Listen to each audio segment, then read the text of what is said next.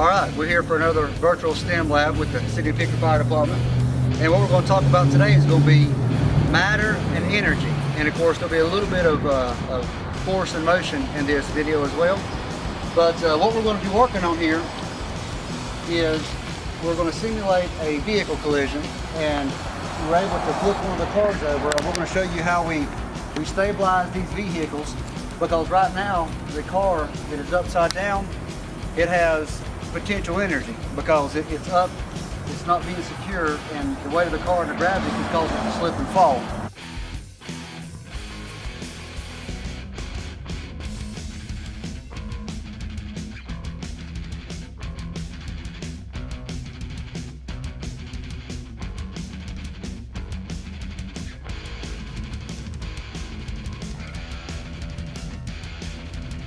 Of course, once it started to move, that would be considered kinetic energy.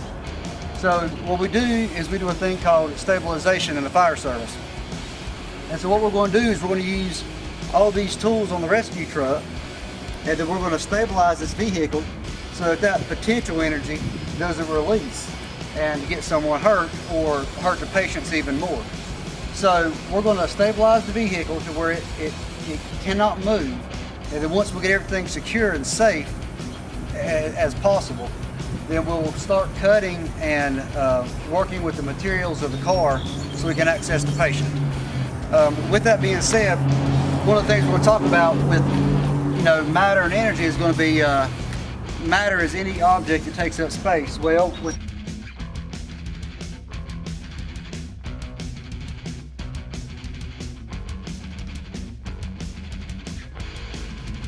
matter comes with mass.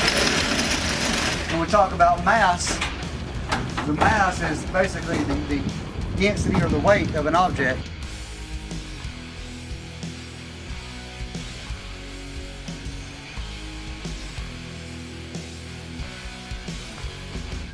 And what we have here, this is actually our new titanium Stokes basket. And so what makes it different with it being titanium is it is extremely light. It's somewhere close to 10 pounds. And we got this so that we have to do any kind of angle rescue or any kind of rescue that's just hard to access the patient, whether it be someone hurt in the woods. It's just easier for us to manipulate this and carry it because it's less weight.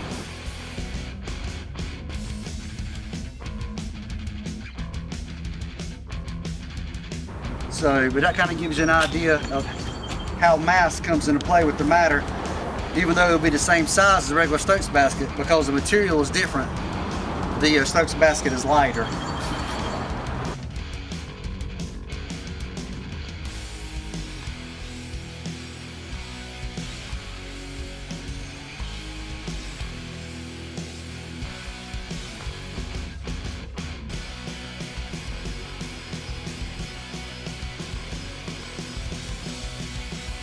Okay, now some of the tools that we're going to be using to stabilize the car should be some words that you're familiar with already, or you will become familiar with. One of them is a wedge. Okay, when it comes to force and motion, we'll use this wedge to help stabilize the car, and we'll demonstrate here shortly. But you got wedges.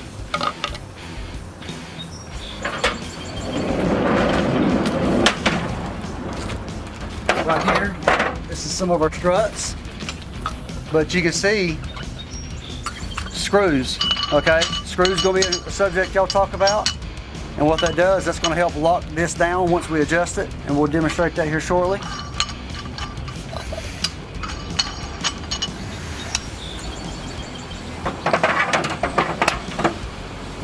And some other tools that we have here. Now there's many techniques we're gonna use in the fire service to achieve our goals. But another simple thing that we'd use would be using a bar as a lever. And what we do is you'd have your fulcrum, and this would help us get the mechanical advantage for lifting an object to gain access to someone or to move an object out of the way. But so this would be your lever.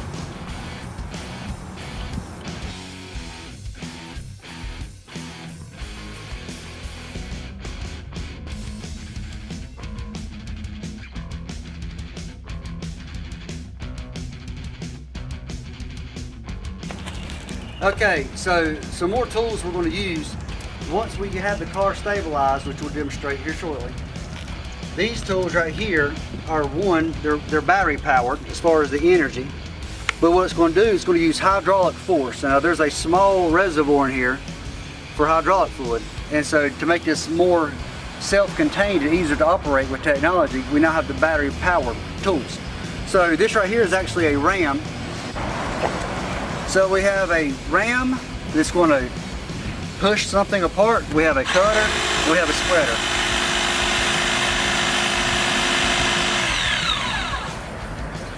Now each one of these units with the hydraulic system in them have a cutting, pushing, or spreading force approximately 10,000 pounds.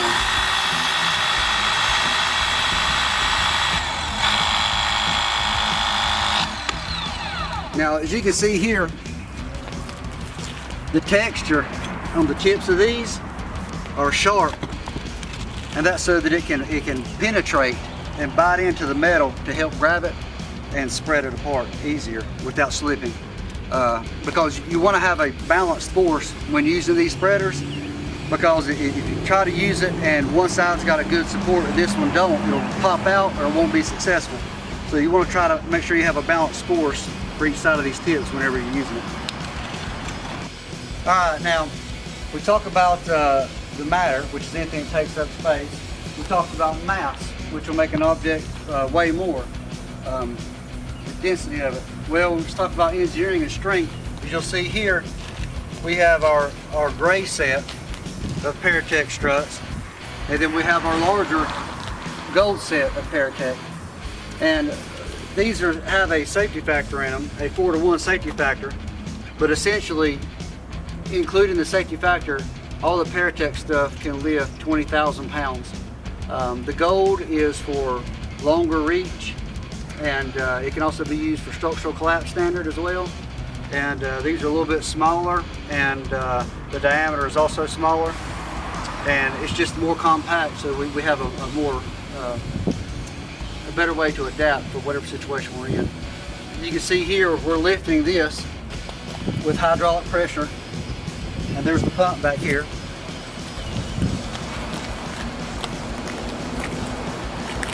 Now, that strut will lift 10 inches. Okay, so the whole reason we're stabilizing these vehicles, and you can see it's tied together multiple ways, is to make balanced forces, because before we got here and we attached these tools to the car, it was unbalanced. There was no way to predict how the car was going to move. You had potential energy, so to keep everybody safe, we balanced all the forces. And you can see here, initially, we use wedges, depending on the size of the vehicle and in the space. We have different size wood.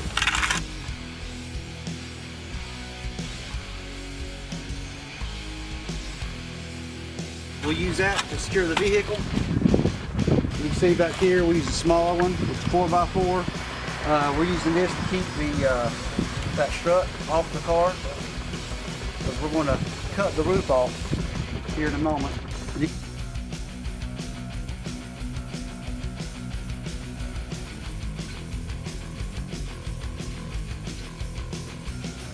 see here, we also have a balanced force on the strap. We've got it attached to the car to keep the foot from kicking out as well.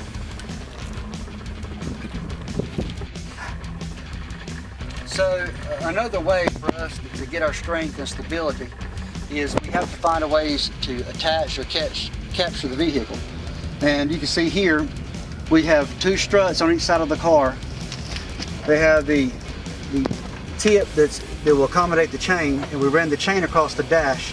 And then of course we've attached the base of both struts on each side of the car with our strap.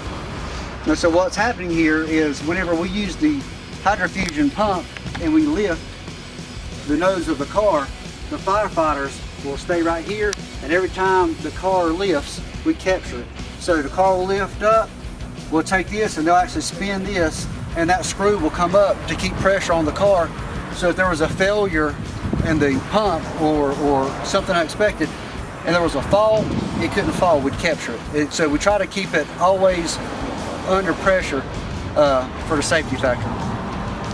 But what we have here is we have a rough texture so that when it has friction when it bites onto the car on that metal. And so it's going to bite on right here. Joel here is going to apply pressure to the pump. Now while he's doing that, everyone ready? We'll begin to raise. Every time this goes up, the firefighters are going to lock the collar down. They're going to run that screw to keep it tight. And what that's doing is it's capturing all of the weight of that car. Because as long as we have gravity, that car has potential energy that could fall on us. So they're constantly taking up all the slack. And you can see the chain is working, it's doing its job, capturing the weight of the car as well.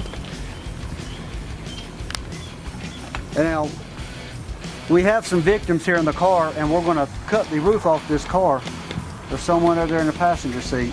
So we're just going to lift this car just enough to where they're not touching and lock everything into place to begin our extrication. Y'all let me know whenever we're high enough over there. Okay, we're approximately 2 inches off the car, so we're going to lock everything in place. Alright, everyone's good. All stop, everything's locked. Now we'll begin our extrication process. Okay, from an engineering aspect, these windows are designed to withhold a certain amount of pressure. And you see movies where people punch through the windows and all that, that's not really going to happen. You see this hammer? Come here, we tap it. It's not going to go through because there's not enough force in a small area, your pounds per square inch. But you see here, firefighter Lovell's got a window punch.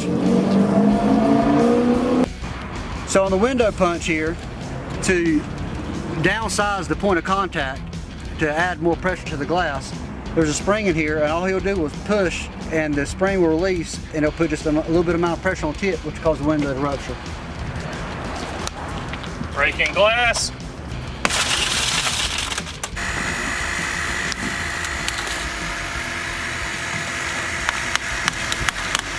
So right now, Jonathan's cutting the car with approximately 10,000 pounds of pressure. And of course the reaction, you know, and the equal and opposite reaction. He's cutting, the opposite reaction is going to be the actual metal coming apart, and you may even hear a pop, which will be release of energy.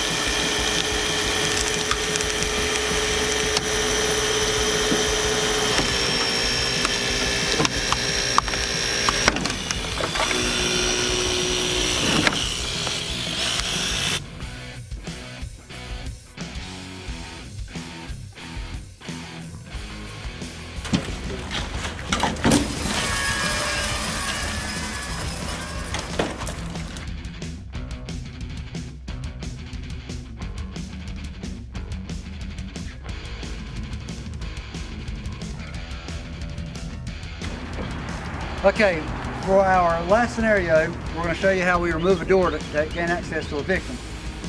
Newton's third law, for every action is an equal and opposite reaction. So our action is going to be, firefighter Lowell is going to pinch on the door, and what he's doing, he's giving us access so we can get our contact forces onto the door.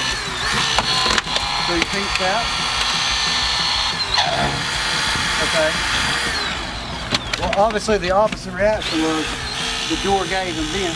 What it did is it gave him an access spot right here. So he's going to use the tip to get his contact forces in.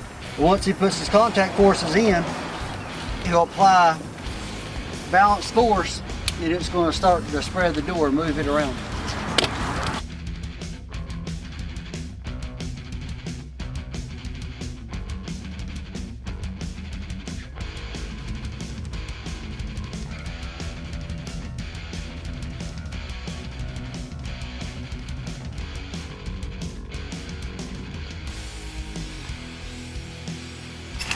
As you can see here,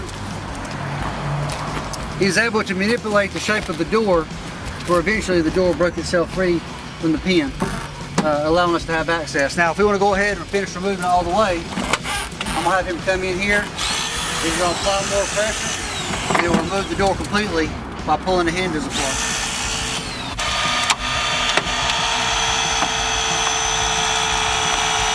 You'll hear the energy release, you'll hear that popping, all that popping and cracking.